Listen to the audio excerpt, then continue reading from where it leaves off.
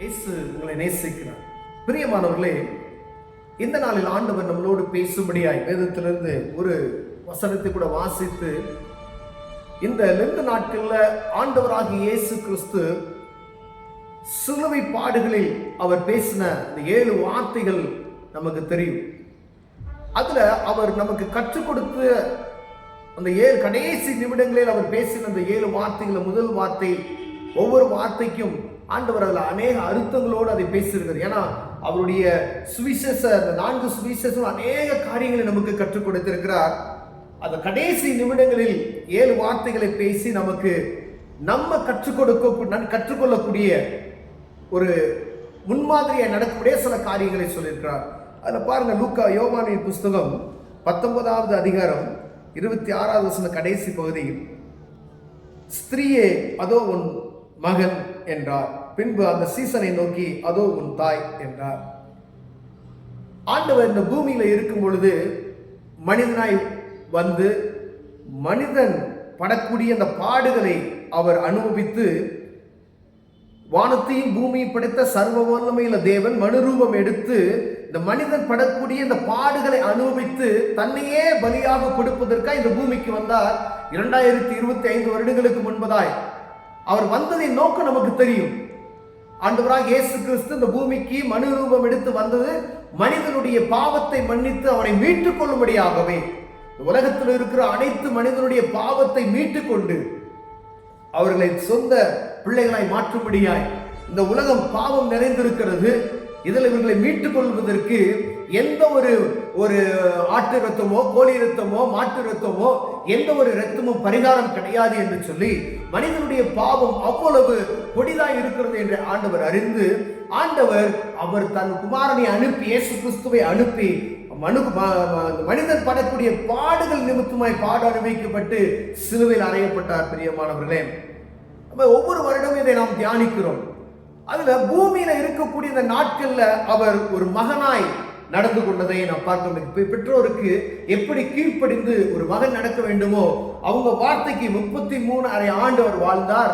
அந்த 3 வருடங்களும் அவர் என்ன செய்கிறார் பாருங்க, அவர் ஊழியத்தின் பாதைகளை முடிப்பதற்கு முன்பாய் அவர் தாய் தகப்பன்மாருக்கு நல்ல கீழ்ப்படிந்துள்ள ஒரு மகனாய், படிக்கிறவராய், அவங்க பேரண்ட்ஸ்க்கு பெற்றோருக்கு நல்ல உதவி செய்கிற குணநலம் உண்டாக்குற ஒவ்வொருவருக்கு எடுத்துக்காட்டை ஆண்டவர் நமக்கு வைத்திருக்கிறார். பிரியமானவர்களே, அதே போல ஒரு மகன் ஒரு தாய்க்கு செய்ய வேண்டிய கடமைகளை நேர்த்தியாய் செய்ய வேண்டும் என்பதற்காக அவர் எடுத்திருந்தா என்ன வேணாலும் செஞ்சிருக்கலாம். பாருங்க, ஒரு ஒப்படைக்குதல்.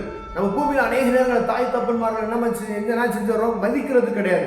ஒரு குறிப்பிட்ட நாளுக்கு பின்னாடி தான் ஞான உதயம்லாம் வரும். ஐயோ செய்யாம விட்டுட்டோமே, அதெல்லாம் இறந்து போயிடுவாங்க. இறந்து போனதுக்கு அப்புறம் இந்த காரியத்தை செய்ய மனது உறுத்திக்கிட்டே இருக்கும். இந்த காரியத்தை செஞ்சிருந்தா அவங்க இப்படி நல்லா இருந்திருப்பாங்க, கூட கொஞ்சம் நாள் இருந்திருப்பாங்களோ, அவங்க இருந்திருந்தா கொஞ்சம் ஹெல்ப்பா இருந்திருக்குமே. ஆனா இதை அநேக வாலிபர்களும் சரி, திருமணமானவர்களும் சரி, தாய் தகப்பன்மாருடைய அந்த ஆலோசனை கேட்காதபடிக்கு அவர்கள் கூட இருக்கும் பொழுது அவர்கள் வரக்கூடிய அந்த நன்மைகளை நம்ம நினைக்காதபடிக்கு அல்ல தட்டி விடுகிற அநேக காரியங்களை நாம் பார்க்க முடிகிறது. பிரியமானவர்களே, ஆண்டவர் அவர் பூமியில இந்த வாழ்ந்த நாட்கள்ல மரியாள் அன்னைக்கு மகனாய் இருந்து அவர்களை ஒரு ஒப்பு கொடுத்து சரியான முறையில் வழிநடத்தி அவர்களை கீழ்ப்படிந்து நடந்த அந்த காரியத்தை எழுதி வைத்திருக்கிறதை பார்க்க முடிகிறது. ஒவ்வொரு மகனும் ஆண்டவர் வார்த்தைக்கு கீழ்ப்படிந்து நடக்கும். பேரண்ட்ஸ் போது என்ன செய்யணும், கீழ்ப்படியணும், அவங்களுக்கு உதவி செய்யணும். வேத புத்தகத்தை நீங்க மத்தேயு புஸ்தகம் வாசிக்கும் பொழுது அவர் எவ்வளவு ஹெல்ப் பண்ணார் அப்படின்னு நம்ம அறிந்திருக்கிறோம். பிரியமானவரே, கடைசியாக ஏதோ ஒரு சீசன் என் தாயை பார்த்துக்க அப்படின்னு சொல்லி அவர் அந்த நேரத்துல ஒரு ஹெல்ப் அவர் பார்க்கிறாரு. முன்னாடி நிற்கிறாங்க, இந்தா நான் ஒப்படைக்கிறேன், நீ பார்த்துக்க, நான் மகனா இருந்தேன், நீ அவங்க எனக்கு பதில் நீ அவங்க இடத்துல இருந்து நீ ஹெல்ப் பண்ண அவங்களுக்கு அப்படின்னு சொல்லி. அப்ப பேரண்ட்ஸ்க்கு எவ்வளவு முக்கியத்துவம் கொடுக்க வேண்டும் என்று ஆண்டவர் நமக்கு அந்த இடத்துல அறிவுரை கொடுத்திருக்கிறத பார்க்க முடியும். ஒருவேளை என்றோ 25 வருஷம் முன்னாடி எழுதி வைத்தது அப்படின்னு நினைக்கிறோம். ஆனால் ஒவ்வொரு மனிதனும் அறிந்து கொள்ளும்படியாகவே இந்த வார்த்தைகள் எழுதப்பட்டு இருக்கிறது என்பதை மறந்துவிடக்கூடாது. பிரியமானவர்களே, அநேக நேரத்தில் நம்ம பேரண்ட்ஸ் நம்ம உதாசனப்படுத்துகிறோம். ஆண்டவர் உங்களோடு பேசிக் கொண்டிருக்கிறார், என்னோடு பேசிக் கொண்டிருக்கிறார். பிரியமானவர்களே, ஒருவேளை தாய் தகப்பன்மாருக்கு கீழ்ப்படியாம இருந்தீங்க அப்படின்னா ஆண்டவர் உங்களோடு பேசுகிறார். ஒருவேளை அவங்களுக்கு செவி கொடுங்க, அவங்களுக்கு உதவி செய்யுங்க. உங்களால் இயன்றதை, உங்களால் என்ன முடியுமோ அந்த ஹெல்ப் பண்ணுங்க. அவங்கள அல்ல தட்டாதீங்க. ஒருவேளை அவங்க வயசான நாட்கள்ல அவங்க சும்மா அவங்களால என்ன, வயசானவங்களை பார்த்துறீங்க, அவங்களால என்ன ஹெல்ப் பண்ணணுமே பண்ணுவாங்க. என்ன அவங்களால இயன்ற மட்டும் ஏதாவது என் மகனுக்கு உதவி செய்யணும், என் மகளுக்கு உதவி செய்யணும், அவங்க பிரயாசப்படுகிறதை நீங்க பார்த்தீங்க அப்படின்னு சொன்னா அவங்களால முடியாது. நம்ம அநேக நேரங்கள் அவங்க செய்கிறது காரியங்கள் ஐயரமாக இருக்கும். அவங்களை சமைக்க விடுவது கிடையாது. அப்படிப்பட்ட பலவிதமான சூழ்நிலைக்கு நேராக நம்ம தள்ளப்படுகிறோம். ஆனா அவங்க ஏதாவது பிள்ளைக்கு செய்யணும், என் மகனுக்கு செய்யணும், மகளுக்கு செய்யணும், பேரனுக்கு செய்யணும், பேத்திக்கு செய்யணும், அவங்க பிரயாசப்படுகிறதை அநேக வீட்டுகள்ல நான் பார்த்திருக்கேன். வயசானவங்க அவங்க வேலைக்கு போகணுன்ற அவசியம் கிடையாது, வீட்டிலே இருப்பாங்க. ஏதாவது ஒவ்வொரு பிள்ளைகளுக்கு, பேர பிள்ளைகளுக்கு ஏதாவது கொடுப்பாங்க, பார்த்துருக்கீங்களா? அவங்க சும்மா அவங்க மையம் பிள்ளைய கொடுக்குற காசுகளை சேர்த்து வைத்து ஏதாவது ஒரு சின்ன கிஃப்ட். ஆனா அவங்களுக்கு நம்ம என்ன செய்கிறோம்? அநேக நல்ல குணநிலை படைத்த ஆண்களும் உண்டு, பெண்களும் உண்டு, தாய் தகப்பன்மார்களை கனப்படுத்துகிறார்கள். நான் எனக்கு தெரிஞ்ச ஒரு சகோதரர் இருக்கிறான். உண்மையிலுமே நான் அவர்களை பார்த்து வெக்கப்பட்ட நாட்கள் உண்டு. தன் தாய்க்கு ட்ரெஸ் எல்லாம் துவைச்சு போட்டு அவங்களுக்கு என்ன ஹெல்ப் பண்ணுமோ, அதாவது அவனுடைய பிரஷருக்கு மேல அவங்க செஞ்சாலும் கூட அதை பொறுமையாய் கையாளுகிறதை நான் பார்த்திருக்கிறேன்.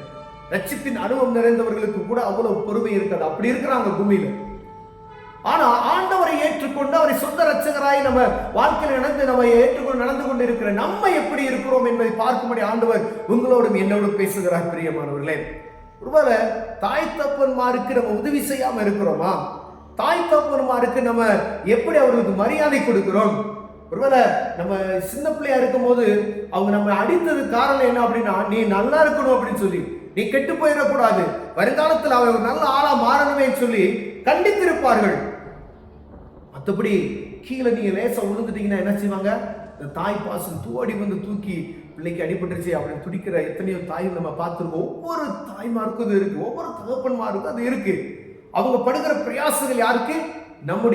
அவருடைய பிள்ளைகளுக்காக என்று நாம் அறிந்திருக்கிறோம். பிரியமானவர்களே, கடைசி அவங்க முடிய போற நாட்கள்ல, அவங்க வயது சென்ற நாட்கள்ல வேதம் சொல்லுகிறது, வெள்ளத்தின் மீதியால் நீ எழுபது அதான் அப்படி சொல்றாரு வச்சுக்கோங்க. ஆண்டவரே அதுக்கப்புறம் அந்த வேதத்தில் எழுதிட்டாரு. ஆனா இருக்கிற வரைக்கும் உங்களால் இயன்ற காரியத்தை தகப்பனுக்கும் தாய்க்கும் செய்வதற்கு நீங்க பிரயாசப்படணும். போய் அவங்கள என்னால முடியல கொண்டு போய் ஹோம்ல விட்டுறது, அந்த மாதிரி காரியத்தை அநேக முதியோர் இல்லம் இருக்கிறது நாம் அறிந்திருக்கிறோம். பெரிய கோடீஸ்வரங்க இருக்காங்க, பணக்காரங்க, ஏழைகள், அவங்க சும்மா விட்டுறாங்க ரோட்ல. ஏன் அவங்களுக்கு ஒரு சின்ன, நீங்க ஒரு ஹோம்ல கொண்டு போய் விட்டு பணத்தை கொடுத்து பாக்குறவங்க உங்க வீட்டுல அவங்களுக்குன்னு ஒரு ஹெல்ப்பர் வச்சு அழகா பார்க்கலாமே. நீங்க செல்வந்தனா இருப்பதற்கு அவங்க ஒரு காரணம் அல்லவா? நீங்க டாக்டரா இருப்பதற்கு அவங்க ஒரு காரணம் அல்லவா? நீங்க இன்ஜினியரா இருந்து இன்னைக்கு சம்பாதிப்பதற்கு, வெளிநாட்டுல போய் கோடிகளை நீங்க சம்பாதிப்பதற்கு அவங்க உங்களுக்கு உதவி செய்யவில்லையா? இன்னைக்கு நீங்க ஜீவனோடு நல்ல சுகத்தோடு நல்ல ஒரு வீட்டுல நல்ல நிம்மதியா இருப்பதற்கு அவங்க தானே காரணம். மறந்து போகாதபடிக்கு ஆண்டவர் உங்களோடும் என்னோடும் பேசிக் கொண்டிருக்கிறார். பிரியமானவர்களே, ஆண்டவர் இந்த சிலுவையில பேசின வார்த்தைகளுக்கு ஒரு முக்கியமான ஒரு வார்த்தை, ஒரு மகனாய் என்ன செய்யணுமோ, மகனாய் என்ன செய்யணுமோ அது பெற்றோருக்கு செய்ய வேண்டும் என்பதற்கு ஆண்டவர் கடைசியாக தன் தாயை பார்த்து, இதோ உன் மகன், இதோ உன் தாய் என்று சொல்லி ஒரு பொறுப்புள்ள, ஒரு உணர்வுள்ள ஒரு காரியத்தை செய்கிறதை நாம் பார்க்கப்படுகிறது. ஒருவேளை இதுல குறைச்சல் உள்ளவர்களாய் நாம் காணப்பட்டோமே, ஆனால் நீங்க சரியா நடந்தீங்கன்னா தப்பு இல்லை. ஒருவேளை ஆண்டவர் உங்க இருதயத்துல பேசி இதை செய்யறது தப்பு அப்படின்னு அவங்க ஆண்டவர் உங்களோடு பேசுவார். ஆனால் அந்த காரியத்துல பொறுமையா இருந்து ஆண்டவருடைய நாமத்தை மகிமைப்படுத்துங்க. கண்களை மூடுவோம். ஜெபம். அன்பின் தகப்பனே, தாய் தகப்பன் மாற நேசிப்பதற்கு எங்களை கிருபை பாராட்டுங்கய்யா. ஆண்டவர் அவங்க தான் எங்களை வழிநடத்தி வந்தாங்க. நாங்கள் நல்லா இருப்பதற்கு அவங்க தான் காரணம். ஆண்டவரே, அவங்களுக்கு உதவி செய்ய, அவங்க வயதானாலும் அவங்களை கோபப்படுத்தாதபடி நடந்து கொள்ள கிருபை பாராட்டுங்க. இயேசுவின் நாமத்தில் பிதாவே, ஆமென்.